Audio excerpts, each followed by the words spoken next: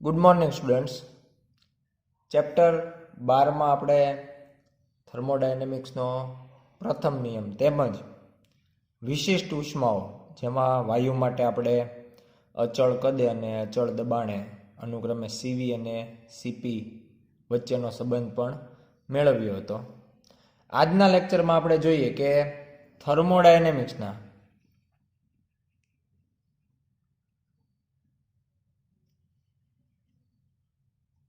પ્રથમ નિયમ ના સંદર્ભમાં વાયુની થર્મોડાયનેમિક પ્રક્રિયા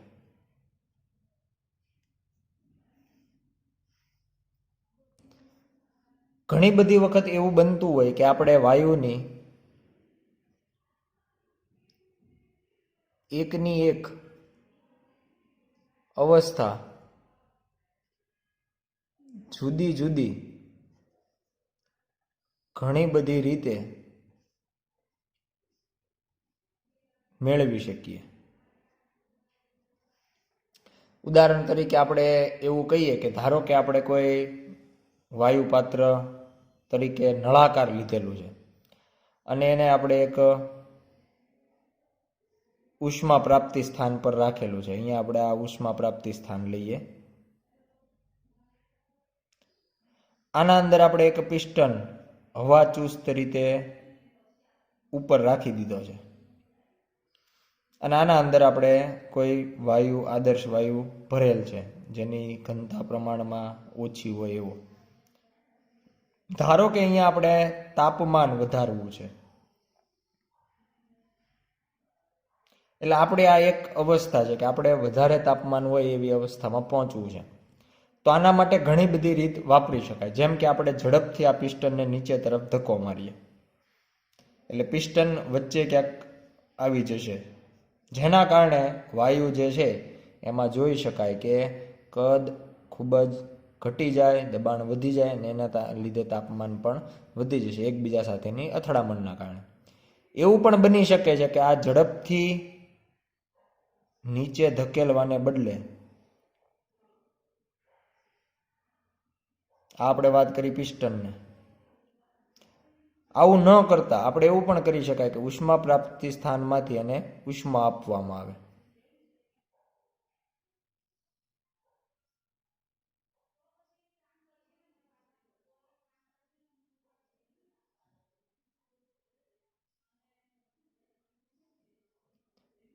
એટલે આપણે એવું કહી શકાય કે તંત્ર અને પરિસર વચ્ચે જે કંઈ આંતરક્રિયાઓ થાય છે ખૂબ જ મહત્વની છે. તંત્ર અને પરિસર વચ્ચેની આંતરક્રિયા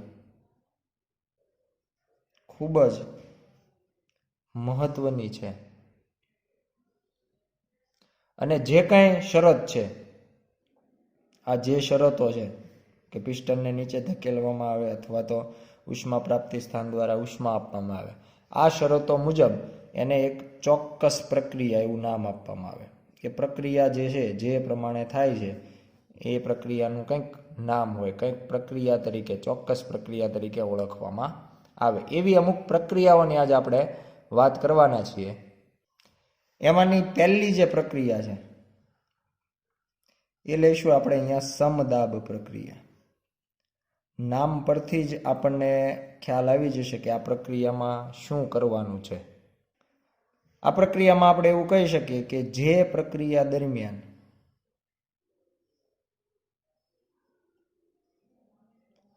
તંત્રનું દબાણ અચળ રહે તેને સમદાબ પ્રક્રિયા કહેવાય. અહીંયા શબ્દમાં જ સમદાબ એવો શબ્દ આવે છે જેને અંગ્રેજીમાં આઇસોબેરિક પ્રોસેસ એવું કહેવામાં આવે. સમદાબ પ્રક્રિયા.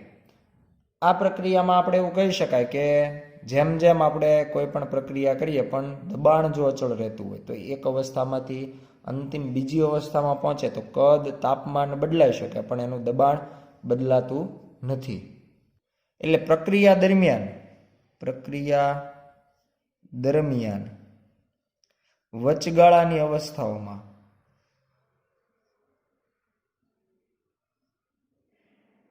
તેની થર્મોડાયનેમિક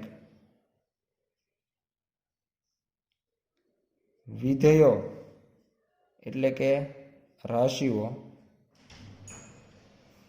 ચોક્કસ મૂલ્ય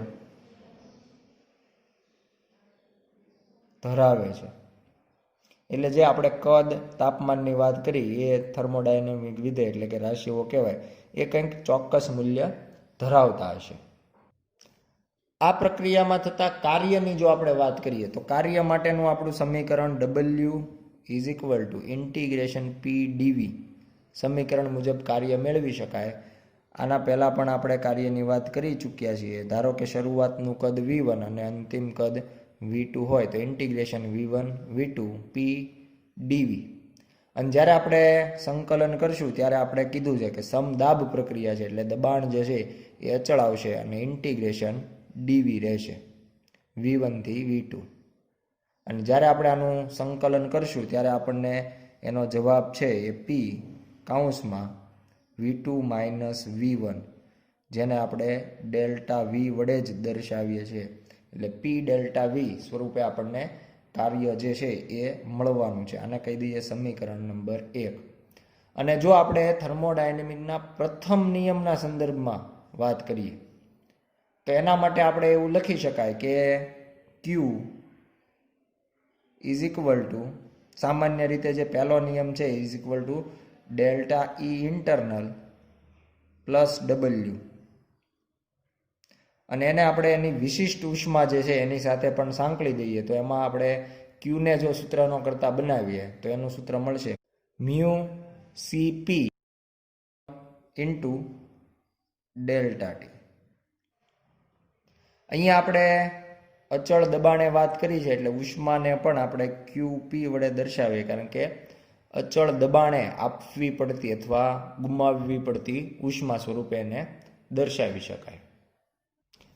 જો આપણે આવી પ્રક્રિયામાં P વિરુદ્ધ Vના આલેખની વાત કરીએ તો ધારો કે આપણે ઊભી અક્ષ ઉપર P લઈએ અને આડી અક્ષ ઉપર V લઈએ તો આવી પ્રક્રિયામાં આપણને જે આલેખ છે એ કદની અક્ષને સમાંતર મળે, કારણ કે દબાણ બદલાતું નથી એટલે દબાણ હંમેશા મૂલ્ય જે છે એ અચળ રહેશે. તો આ પ્રમાણે આપણે સમદાબ પ્રક્રિયા વિશે ચર્ચા કરી શકીએ. બીજી જે પ્રક્રિયા છે જે છે સમકદ પ્રક્રિયા.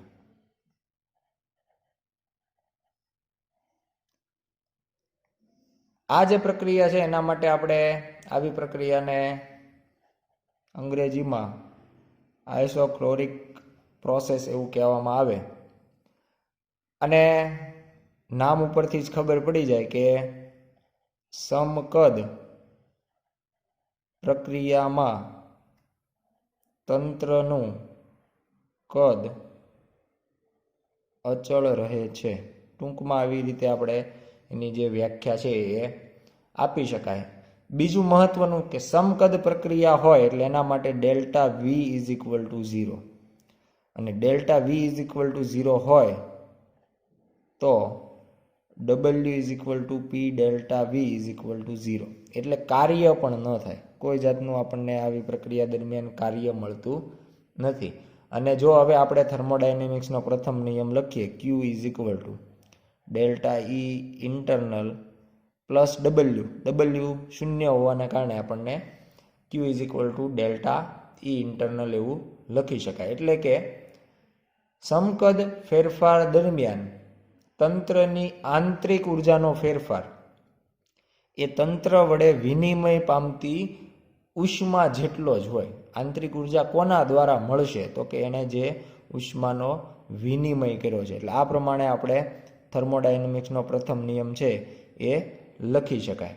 બીજું જો આપણે વાત કરીએ કે QV એટલે કે જે એની મોલર વિશિષ્ટ ઉષ્મા છે એમાંથી Qને સૂત્રનો કરતા બનાવીએ તો મ્યુ CV ડેલ્ટા T અને ઉપરના સમીકરણ મુજબ એને જ આપણે ડેલ્ટા E ઇન્ટરનલ એવું કહી શકીએ. તો તો આ ખૂબ જ મહત્વના સમીકરણ છે જે આપણે યાદ રાખવાના છે.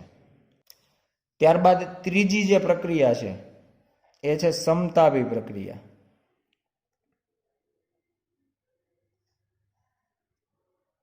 જેને અંગ્રેજીમાં કહેવાય આઇસોથર્મલ પ્રોસેસ. થર્મલ એટલે કે એનું જે તાપમાન છે એને, એટલે તાપમાન સમાન રહેવું જોઈએ. તો વ્યાખ્યા એવી આપી શકાય કે જે પ્રક્રિયા દરમિયાન તંત્રનું તાપમાન અચળ રહે તેવી પ્રક્રિયાને સમતાપી પ્રક્રિયા કહે છે. તો આ મુજબ વ્યાખ્યા આપી શકાય. હવે જો આપણે આદર્શ વાયુના સંદર્ભમાં સમજીએ તો આદર્શ વાયુ માટે એની જે આંતરિક ઉર્જા છે એ ફક્ત તાપમાન પર આધારિત હોય. એટલે એનો મિનિંગ, જો એનું તાપમાન બદલાય તો જ એની આંતરિક ઉર્જા બદલાય. પણ અહીંયા આપણે કીધું કે સમતાપી પ્રક્રિયા છે, તાપમાન અચળ રહેશે. તો આવા કિસ્સામાં આંતરિક ઉર્જા છે એ બદલાતી નથી.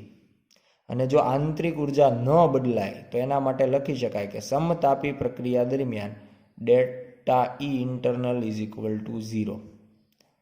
ખરેખર આપણે જો ડેલ્ટા ઈ ઇન્ટરનલ માટેનું સૂત્ર જોઈએ તો E internal is equal to F/2 mu R T, જે લાસ્ટ લેક્ચરની અંદર પણ આપણે આ સમીકરણ જે છે એ જોયું હતું. તો તાપમાન પર આધારિત છે એવું કહી શકાય.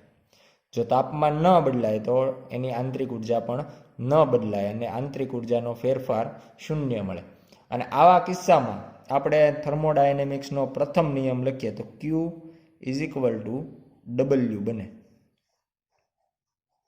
કારણ કે delta E internal is equal two 0, પ્રક્રિયા સમતાપી હોવાના કારણે. અને Q બરાબર W હોય તો Q બરાબર W બરાબર કાર્યનું સૂત્ર આપણે લાસ્ટ ટાઈમ મેળવી ચૂક્યા છીએ, mu R T ln V2/V1. તો આ મુજબ જે કાર્ય છે એને જ આપણે ઉષ્મા કહી શકાય સમતાપી પ્રક્રિયા હોય તો. અને ઉપરાંત એના સિવાય આપણે એવું પણ લખી શકાય કે C is equal two Q upon mu delta T. આ પ્રમાણેનું જે સમીકરણ છે એ મુજબ અહીંયા આપણને તાપમાનમાં થતો ફેરફાર શૂન્ય મળે છે, એટલે delta T is equal two 0. જેના કારણે જો છેદમાં આપણે 0 મૂકી દઈએ તો C is equal to infinite, અનંત થઈ જાય. એટલે આવી પરિસ્થિતિની અંદર જે આપણે તંત્ર લીધું છે એની મોલર વિશિષ્ટ ઉષ્મા જે છે એ આપણને અનંત મળે. ત્યારબાદ લઈએ ચોથી પ્રક્રિયા, જેનું નામ છે ચક્રીય પ્રક્રિયા. અંગ્રેજીમાં જેને કહેવાય સાયક્લિક પ્રોસેસ.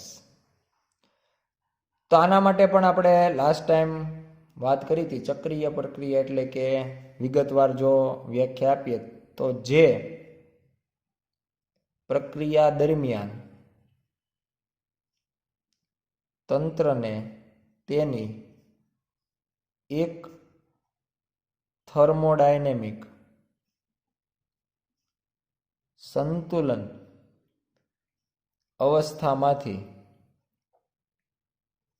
શ્રેણીબદ્ધ એટલે કે તબક્કાવાર પ્રક્રિયા કરીને અંતે મૂળ અવસ્થામાં પાછું લાવવામાં આવે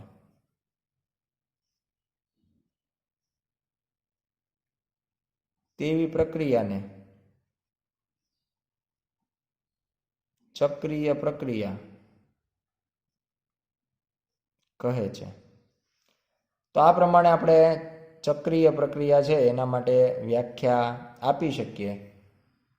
અહીંયા વ્યાખ્યામાં આપણે સ્પષ્ટ જોઈ શકીએ કે શરૂઆતની એની જે સંતુલિત અવસ્થા હતી, ઘણી બધી પ્રક્રિયાઓના અંતે ફરીથી એની એ જ મૂળ અવસ્થામાં પાછું લાવવામાં આવે. એટલે કે પ્રારંભિક અને અંતિમ અવસ્થા સમાન છે. અને આવા કિસ્સામાં આપણે ડેલ્ટા ઈ ઇન્ટરનલ લખી શકાય કે એ શૂન્ય હોય, કારણ કે બંને જો પ્રારંભિક અને અંતિમ અવસ્થા એક હોય તો બંનેની અંદરની આંતરિક ઉર્જા પણ સમાન હોય, એટલે તફાવત શૂન્ય થાય. અને થર્મોડાયનેમિક્સનો પ્રથમ નિયમ આના માટે આપણે લખી શકાય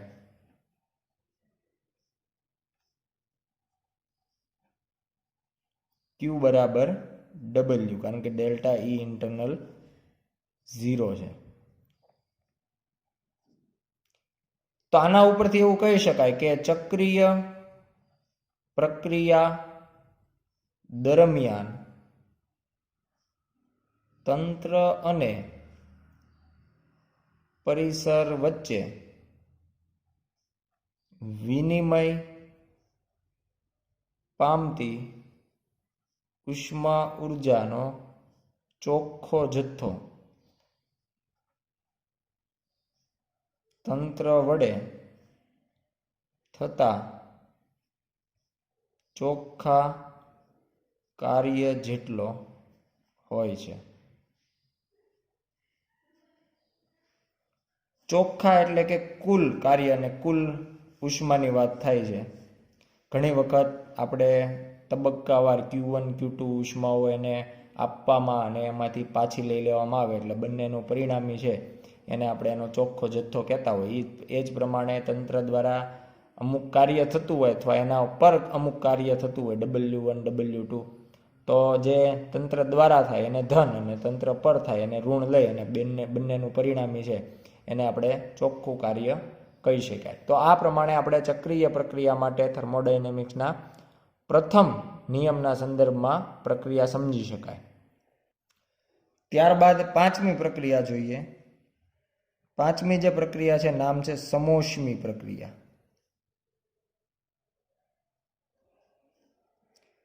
જેને અંગ્રેજીમાં એડિયાબેટિક પ્રોસેસ કહેવામાં આવે.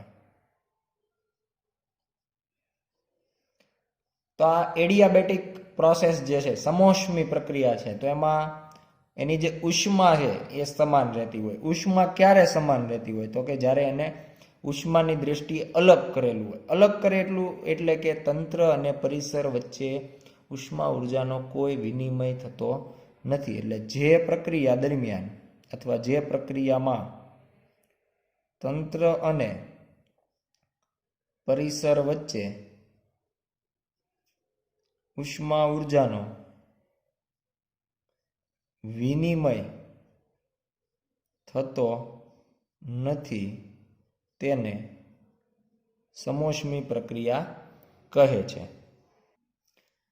આવી પ્રક્રિયા માટે આપણે બે બાબતો ધ્યાનમાં લઈ શકાય. પહેલી બાબત કે કાં તો તંત્ર અને પરિસર વચ્ચે ઉષ્માની જે આપલે થતી હોય એટલે કે પરિસીમા એ અવાહક હોવી જોઈએ. તંત્રની પરિસીમા અવાહક હોવી જોઈએ. અથવા તો બીજી બાબત, બંને એક સાથે હોય એવું નથી. કાં તો તંત્રની પરિસીમા અવાહક હોવી જોઈએ અથવા પ્રક્રિયા ખૂબ જ ઝડપી હોવી જોઈએ.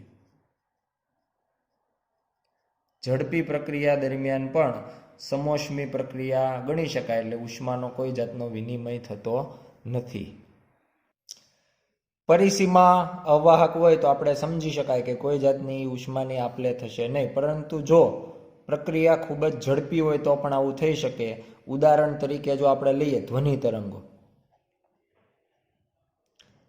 આ જે ધ્વનિ તરંગો છે એ જ્યારે માધ્યમમાંથી પસાર થાય ત્યારે એ સઘનન અને વિઘનન દ્વારા આગળ વધતા હોય ને આ પ્રક્રિયા જે છે એને સમોષ્મી પ્રક્રિયા તરીકે લઈ શકાય.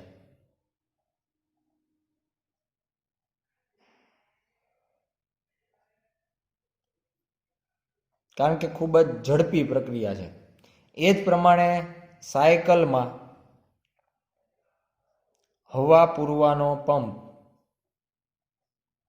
જ્યારે આપણે ઝડપથી હવા પૂરતા હોઈએ ત્યારે પંપ જે પ્રક્રિયા કરે છે ખૂબ જ ઝડપી હોય અને એ ઝડપી પ્રક્રિયાને આપણે સમોષ્મી પ્રક્રિયા કહી શકાય. અને એના કારણે જ તમે જોયું હશે કે આ પંપ ચલાવતી વખતે પંપ છે એ ગરમ થઈ જાય છે. તો એનું કારણ છે કે પ્રક્રિયા સમોષ્મી રહેવી જોઈએ. સમોષ્મી પ્રક્રિયા માટે આપણે જે રાશિને ધ્યાનમાં લઈ શકાય છે ક્યુ બરાબર 0, કારણ કે કોઈ જાતની ઉષ્માની આપલે થતી નથી, વિનિમય થતો નથી. અને હવે જો થર્મોડાયનેમિક્સનો પ્રથમ નિયમ આપણે લખીએ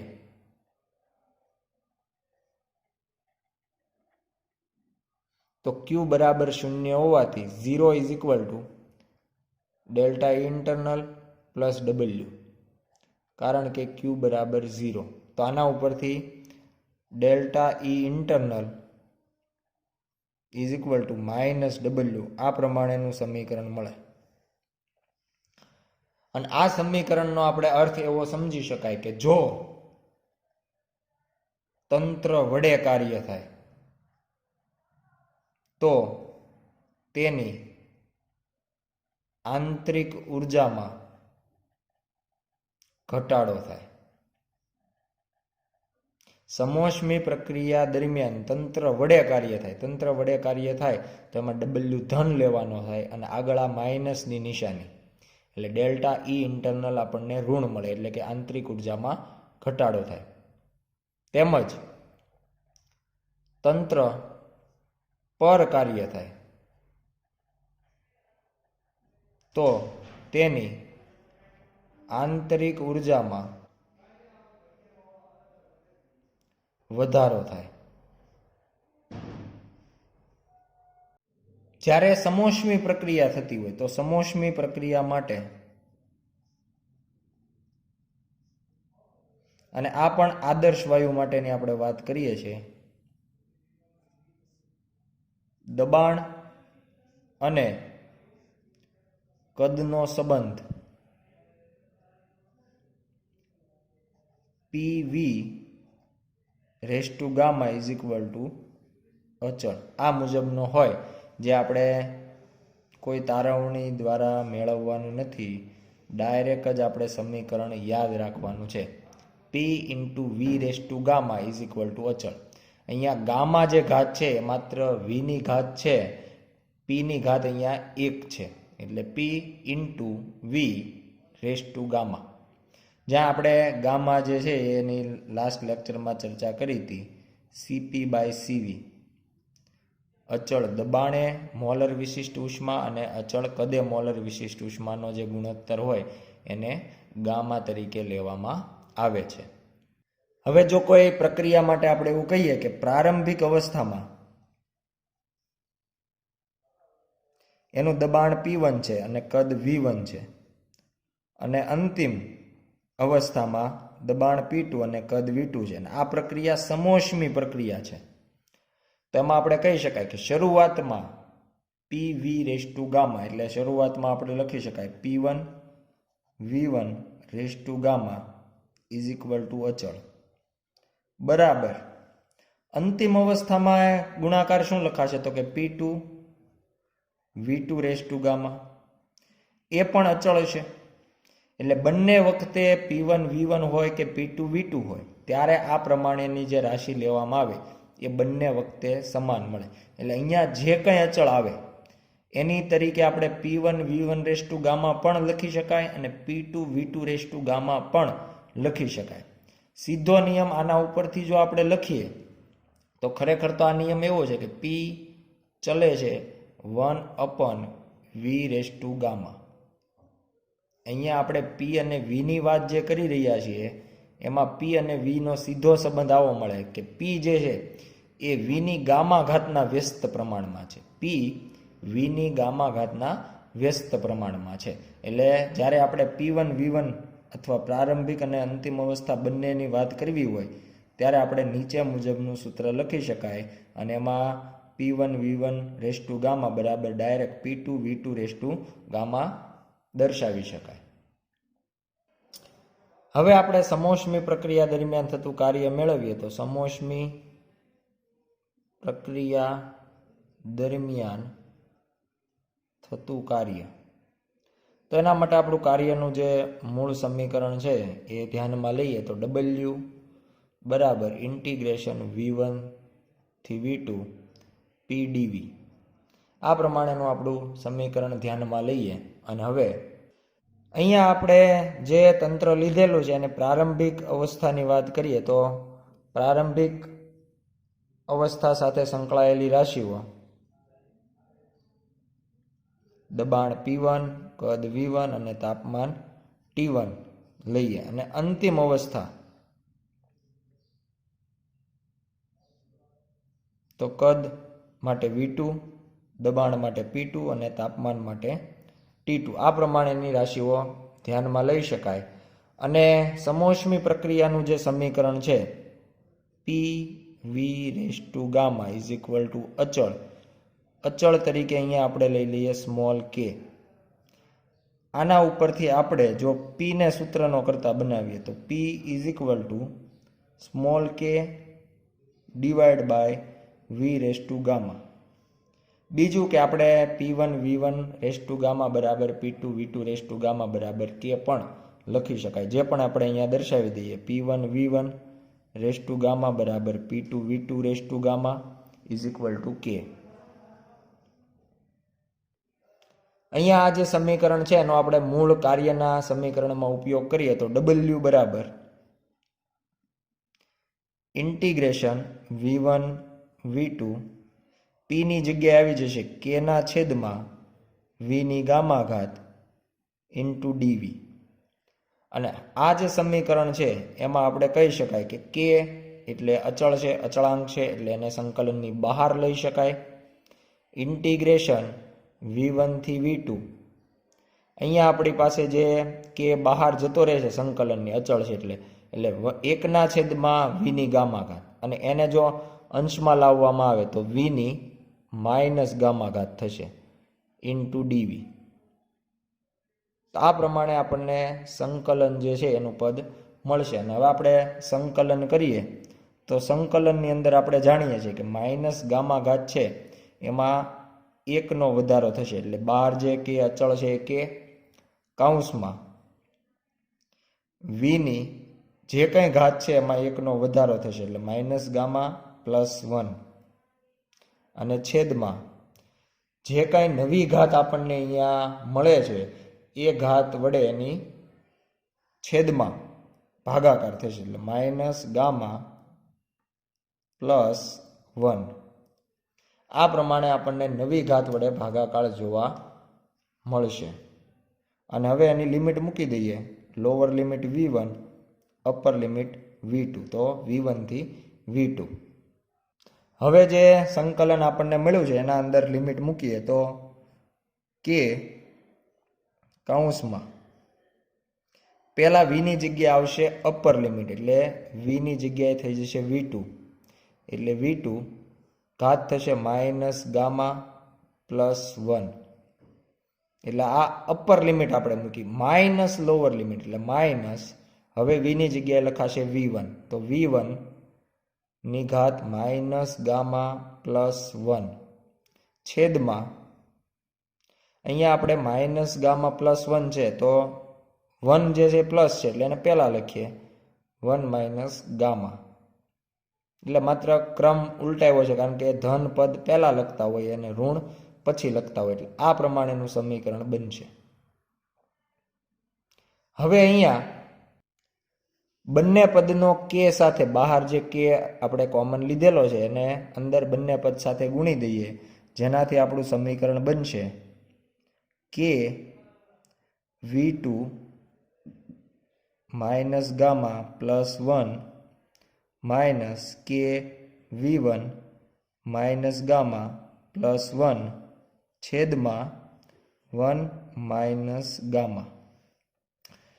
આ જે કિંમત અહીંયા આપણને k મળે છે એમાં આપણે અહીંયાથી k ની કિંમત લઈએ, આ જે પદ આપણે લખેલ છે તો k બરાબર તમે P1 V1 rest two gamma પણ લઈ શકો, અને કે બરાબર તમે P2V2 રેસ ટુ ગામા પણ લઈ શકો.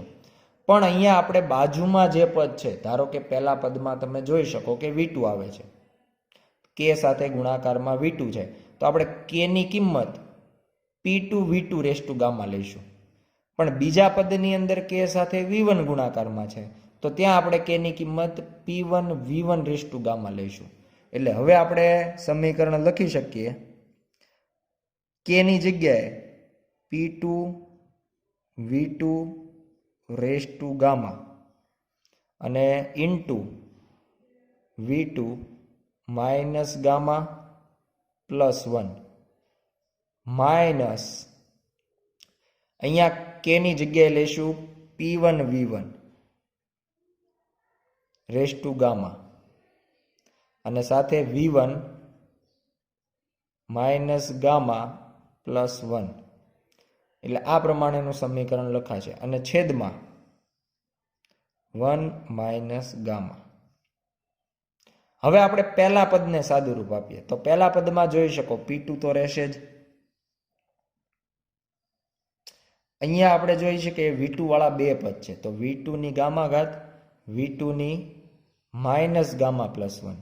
એટલે બે પદની જે કંઈ ઘાત હોય, બંને પદ સરખા હોય તો ઘાતનો સરવાળો થાય.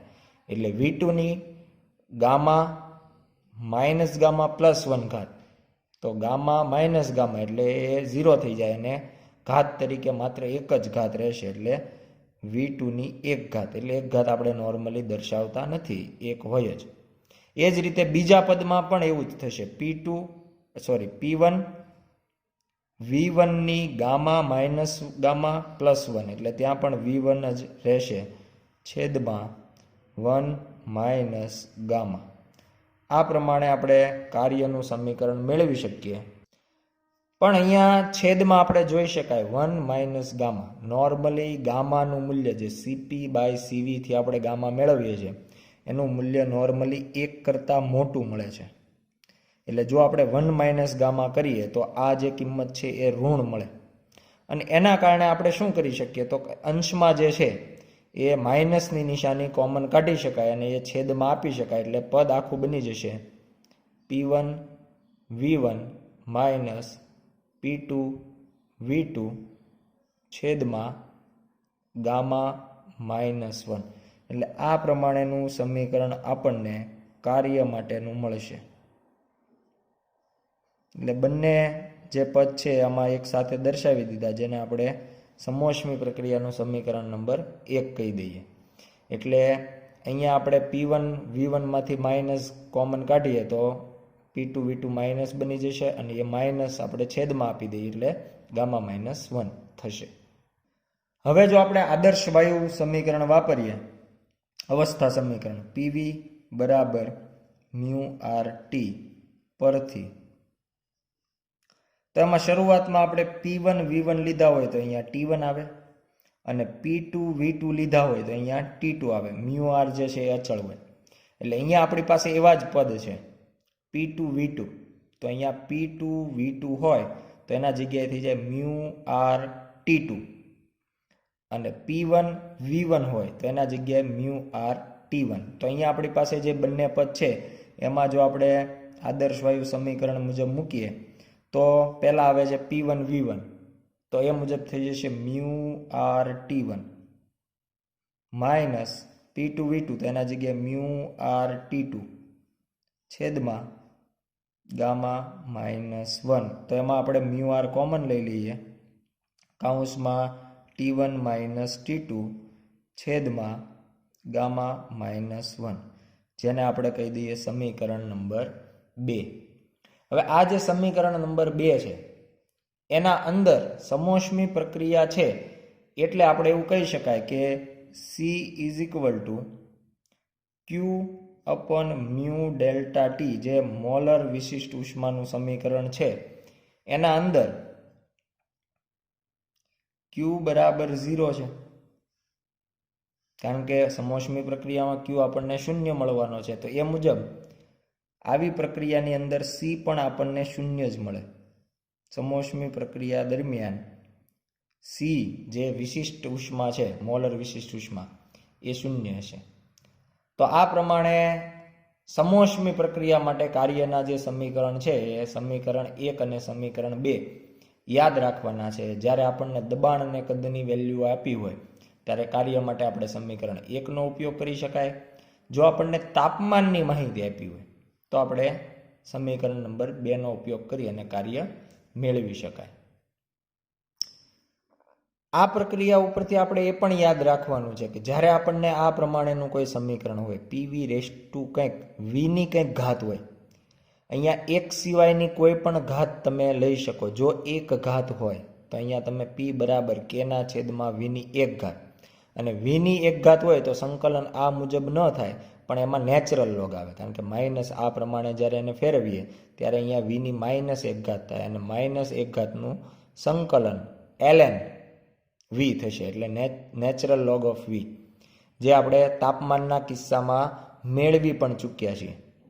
પણ એક સિવાયની અન્ય કોઈ પણ ઘાત હોય તો એના માટે સીધું જ આપણે ડાયરેક્ટ આપણું સમીકરણ લખી શકાય કે છેદમાં ઘાત -1 થઈ જશે. અહીંયા ગામા ઘાત છે તો છેદમાં ગામા -1 આવે છે. એ જ પ્રમાણે આપણે જે નેક્સ્ટ પ્રક્રિયા જોવાના છે, પ્રક્રિયા નંબર 6, એને કહેવાય પોલીટ્રોપિક પ્રક્રિયા.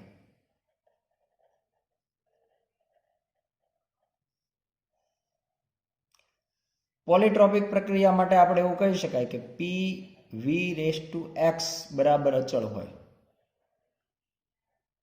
પી into V raise to x અચળ હોય તો આ પ્રકારની પ્રક્રિયાને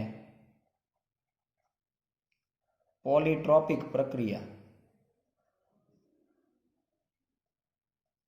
કહે છે.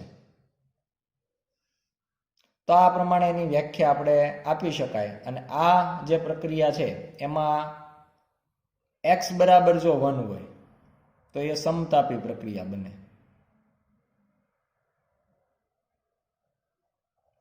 અને x બરાબર જો ગામા હોય તો એ સમોષ્મી પ્રક્રિયા બને, જેના માટે આપણે અલગથી આગળ પણ સમીકરણ જે છે એ કાર્ય માટેના મેળવી ચૂક્યા છે. પણ અન્ય કોઈ મૂલ્ય હોય, એક્સનું બીજું કંઈક મૂલ્ય આપવામાં આવે તો એના માટે આગળ જે સમોષ્મી પ્રક્રિયા માટે આપણે સૂત્ર જોયું એ જ પ્રમાણે આવી પ્રક્રિયામાં કાર્ય જે છે એ W is equal two P1V1 minus P2V2 છેદમાં ગામા -1 ની જગ્યાએ x -1 થઈ જાય, કારણ કે આપણે અહીંયા x ઘાત છે. અથવા તો જો આપણે અવસ્થા સમીકરણનો ઉપયોગ કરીએ તો મ્યુ આર કોમન હોય, અહીંયા આવી જાય T1, અહીંયા T2 છેદમાં x -1. તો આને કહી દઈએ આપણે પોલીટ્રોપિક પ્રક્રિયાનું સમીકરણ નંબર 1. અને હવે જો આપણને કાર્ય મળી ગયું હોય તો થર્મોડાયનેમિક્સનો પ્રથમ નિયમ પણ લખી શકાય.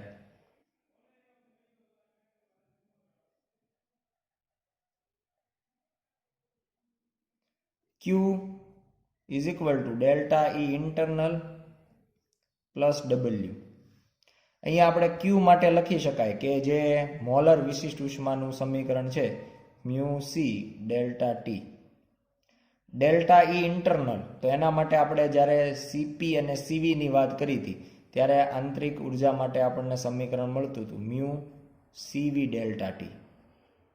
અને W માટે અહીંયા આપણને જે સમીકરણ મળે છે એ મુજબ mu R T1 minus T2, જેને આપણે ડેલ્ટા ટી કહીએ, તાપમાનનો ફેરફાર જ છે, છેદમાં x -1. અહીંયા આપણે જોઈ શકાય mu delta T, mu delta T, mu delta T. તો આ મ્યુ ડેલ્ટા ટી કેન્સલ થઈ અને સમીકરણ આપણને મળશે C is equal two CV plus R upon x -1. અહીંયા આપણે સીવીની પણ કિંમત મૂકી શકીએ. જ્યારે આપણે સીવી અને સીપી વચ્ચેનો સંબંધ જોયો હતો ત્યારે આપણે સીવી માટેનું સમીકરણ ગામાના સ્વરૂપમાં મેળવ્યું હતું. એ હતું આરના છેદમાં ગામા -1 પ્લસ આરના છેદમાં x -1. એટલે આવા કિસ્સાની અંદર જો કોઈ પોલીટ્રોપિકલ પ્રક્રિયા હોય તો એ દરમિયાન સી એટલે કે વિશિષ્ટ ઉષ્મા જે છે એ આપણને સમીકરણ 2 દ્વારા મળી શકે, જેમાં x અને ગામાનું મૂલ્ય મૂકી અને સી મેળવી શકાય. ત્યારબાદ હવે આપણે એક પ્રક્રિયા લઈએ જેને કહેવાય વાયુનું મુક્ત પ્રસરણ. એના માટે આપણે એક પરિસ્થિતિ સમજીએ કે આપણે કોઈ એક મોટું પાત્ર લીધેલ છે.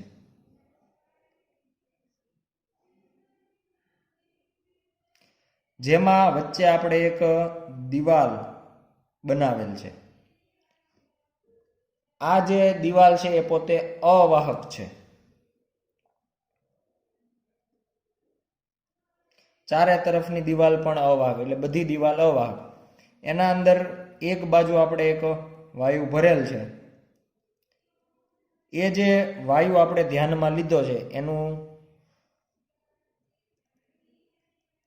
દબાણ P1 છે, કદ V1 છે અને તાપમાન T1 છે. બીજી તરફ આપણે બીજો કોઈ વાયુ લીધેલ છે, એની સાથે પણ અલગ અલગ રાશિઓ જે છે એ સંકળાયેલી છે. એના માટે આપણે ધ્યાનમાં લઈએ દબાણ P2 છે, કદ V2 છે અને તાપમાન T2 છે. આ પ્રમાણેની આપણે પરિસ્થિતિ રાખેલ છે. અને જો હવે આપણે વચ્ચેની જે દિવાલ છે એ દૂર કરીએ, વચ્ચેની જે અવાહક ચારે તરફની દિવાલ રાખવાની છે, માત્ર વચ્ચેની જે દિવાલ છે એ દૂર કરવાની છે. એટલે જો વચ્ચેથી દિવાલ દૂર કરવામાં આવે તો આ બંને વાયુઓ છે એકબીજામાં ભળી જશે, એટલે મિશ્રણ પામશે, મુક્ત પ્રસરણ કરશે. એટલે આ વાયુ જે છે એ બીજી તરફ જશે અને બીજી તરફના જે વાયુઓ છે એ પહેલી તરફ આવશે. એટલે આ પ્રમાણે આપણે હવે બંને વાયુઓ મિશ્રિત થયેલા હોય એ પ્રમાણેની એક અંતિમ આકૃતિ ધ્યાનમાં લઈએ છીએ. તો આ પરિસ્થિતિમાં એવું કહી શકાય કે આપણે અહીંયા કોઈ જાતનું કાર્ય કરતા નથી. આપણે માત્ર બંને વચ્ચેની જે દિવાલ છે એ દૂર કરીએ છીએ. અને એના કારણે અંતિમ પરિસ્થિતિ માટે આપણે શું લખી શકીએ? તો કે આવા કિસ્સામાં આપણે એક સ્પષ્ટ બાબત કહી શકાય કે આપણે કોઈ જાતની ઉષ્મા ઉર્જાનો વિનિમય થવા દીધો નથી. આપણું આખું તંત્ર અવાહક પરિસીમા દ્વારા બનાવેલું છે. એટલે કોઈ જાતની ઉષ્મા અંદર નથી આવતી, અંદરની કોઈ ઉષ્મા બહાર નથી જતી. ઉપરાંત આપણે કોઈ જાતનું કાર્ય પણ કરેલ નથી. W બરાબર પણ 0, એટલે Q બરાબર 0, W બરાબર 0. તો આવી સ્થિતિમાં કહી શકાય કે આંતરિક ઉર્જા છે એનો ફેરફાર પણ 0 હોવો જોઈએ. એટલે delta E internal is equal two 0. એનો મિનિંગ એવો થાય કે તંત્રની પ્રારંભિક આંતરિક ઉર્જા અને અંતિમ આંતરિક ઉર્જા બંને સમાન હોવી જોઈએ. તો પ્રારંભિક આંતરિક ઉર્જા તરીકે આપણી પાસે અલગ અલગ વાયુઓ હતા. એટલે કે E ઇન્ટરનલ પહેલા વાયુ માટે અને E ઇન્ટરનલ બીજા વાયુ માટે. બંનેનો સરવાળો કરવાથી આ આપણને પ્રારંભિક આંતરિક ઉર્જા મળે. પછી આપણે વચ્ચેની દિવાલ દૂર કરીએ અને બંને વાયુ એકબીજામાં ભેગા થઈ જાય તો એ આપણને અંતિમ આંતરિક ઉર્જા મળે. એટલે એના માટે આપણે મિશ્રણ એવું લખીએ, અંતિમ આંતરિક ઉર્જા. તો જ્યારે આ પ્રકારનું વાયુનું મુક્ત પ્રસરણ હોય ત્યારે પહેલા વાયુની આંતરિક ઉર્જા અને બીજા વાયુની આંતરિક ઉર્જાનો સરવાળો એ આપણને મિશ્રણની આંતરિક ઉર્જાના સ્વરૂપે મળે છે. ત્યારબાદ છેલ્લી પ્રક્રિયા જેને કહેવાય ક્વાસાઇસ્ટેટિક પ્રક્રિયા, પ્રતિવર્તી પ્રક્રિયા અને અપ્રતિવર્તી પ્રક્રિયા.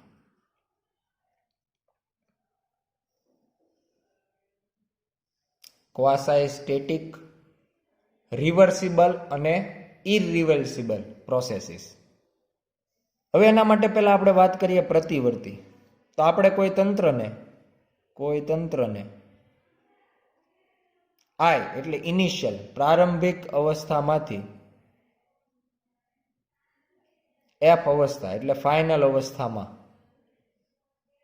લઈ જઈએ તો તે વચગાળાની ઘણી બધી અવસ્થામાંથી પસાર થાય છે. આ જે વાક્ય લખ્યું છે એના ઉપરથી હવે આપણે પ્રતિવર્તી પ્રક્રિયાની વ્યાખ્યા આપીએ તો કહી શકાય કે જો આઈ થી એફની બધી જ અવસ્થાઓ માટે એફ થી આઈ દરમિયાન મળતી હોય તો પ્રક્રિયા પ્રતિવર્તી કહેવાય.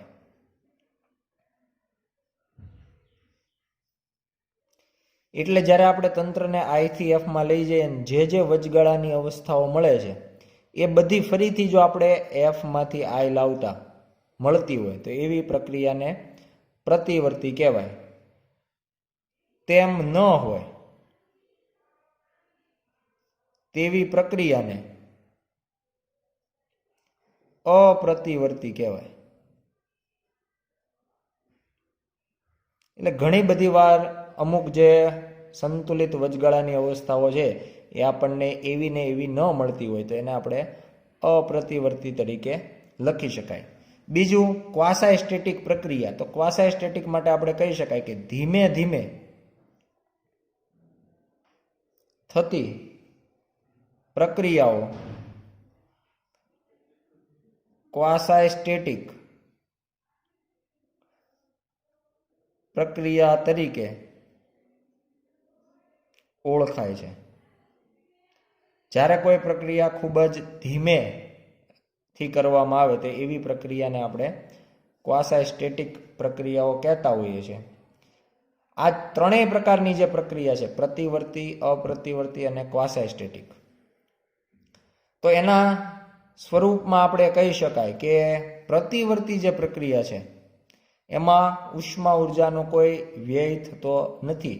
એટલે જો કોઈ પ્રક્રિયા દરમિયાન ઉષ્મા ઉર્જાનો વ્યય થતો હોય તો એને આપણે પ્રતિવર્તી તરીકે લઈ શકતા નથી. પણ જો ઉષ્માનો વ્યય કરે એવા પરિબળો ગેરહાજર હોય, એટલે ઉર્જાનો વ્યય કરે તેવા પરિબળોની ગેરહાજરીમાં થતી પ્રક્રિયા એક આદર્શ પરિસ્થિતિ હોવાથી વ્યવહારમાં સંપૂર્ણ પ્રતિવર્તી પ્રક્રિયા શક્ય નથી. આપણને ક્યારેય આવી પરિસ્થિતિ જોવા મળતી નથી, કારણ કે એક આદર્શ પરિસ્થિતિ છે. ક્યાંક ને ક્યાંય થોડોક ઉર્જાનો વ્યય થતો જ હોય અને એટલા માટે આપણે સંપૂર્ણ પ્રતિવર્તી પ્રક્રિયા શક્ય નથી એવું કહી શકાય. કુદરતમાં જે બધી પ્રક્રિયાઓ થાય છે, બધી જ કુદરતી પ્રક્રિયાઓ અપ્રતિવર્તી પ્રક્રિયા છે. કુદરતી રીતે થતી હોય એટલે એના અંદર તમે એવું પણ કહી શકો કે જે કુદરતી પ્રક્રિયાઓ આપમેળે થાય છે.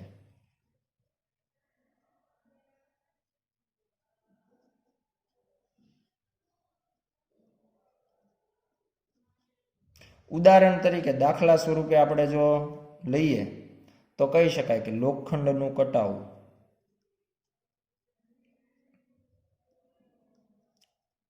ખડકોનું ઘસાવું, અથવા તો એનાથી પણ આગળ જઈએ તો પ્રાણી માત્રનું વૃદ્ધત્વ, એટલે કે કોઈ પણ પ્રાણી છે એ પોતે વૃદ્ધ બને છે તો આ વૃદ્ધત્વ થવું એ પણ આપણે કહી શકાય કે પ્રતિવર્તી પ્રક્રિયા નથી. કોઈ પણ વ્યક્તિ વૃદ્ધ થઈ અને ફરીથી યુવાન થઈ શકતું નથી. એ જ પ્રમાણે લોખંડ એકવાર કટાઈ જાય તો ફરીથી પાછું નોર્મલ સ્થિતિમાં આપમેળે આવતું નથી. ખડકો ઘસાઈ જાય તો ફરીથી પાછા એમાંથી મોટા ખડક બનતા નથી. આ કોઈ પણ પ્રક્રિયા જે છે એ કહી શકાય કે પ્રતિવર્તી નથી, બધી જ અપ્રતિવર્તી છે. આભાર.